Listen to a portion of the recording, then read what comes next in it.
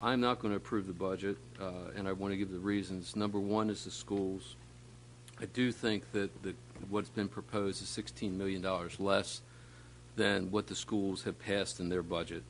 I believe that's a big differential and one that we need to really seriously address.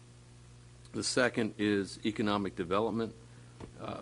I do feel that we need to have a very concentrated effort in certain areas of the city with manpower that are focused on economic development, and the budget does not have that personnel. The third is Healthy Chesapeake, which I think is a very commendable effort. It's not included. And last, and of course, is public safety. I think public safety is always paramount, and we should be able to do more. The example I'm going to give on why I'm against it is really the schools as an example. Does not mean it does not apply to the other areas. But basically, our teacher salaries right now are below the national average, and we should always have a goal to reach or exceed the national average for our teachers. For 4 years, I've heard about it's the state's fault, it's the state's fault. And I guess I sort of parallel that by saying if one of my sons had broken his arm and went to the doctor, and the doctor would say, well, I can fix his arm, but the insurance won't cover it, I'd pay for it to get fixed.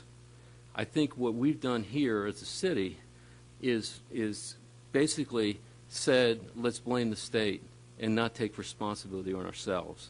And the reason I say that is when I started in 2014, the fund balance was $150 million.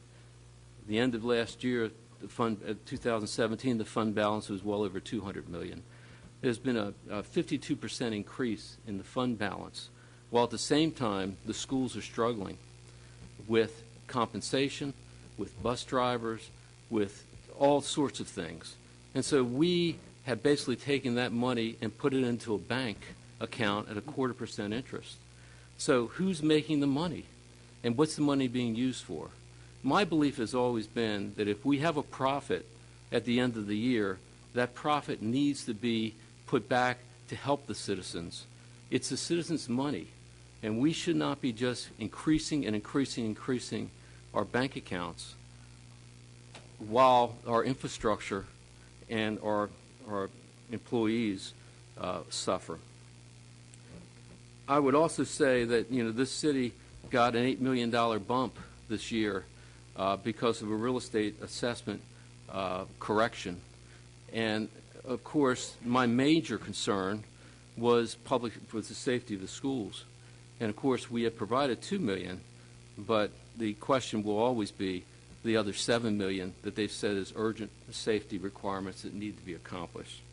So tonight, I'm not going to approve the budget, not because I don't have respect for the city manager, the city staff.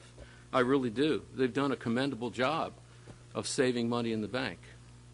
But I do feel that the budget is not to make a profit. It's to improve the quality of our citizens' lives. And if we don't improve the quality of our citizens' lives, we should either give it back or invest it for our citizens. So thank you. Thank you, Mr. Davis.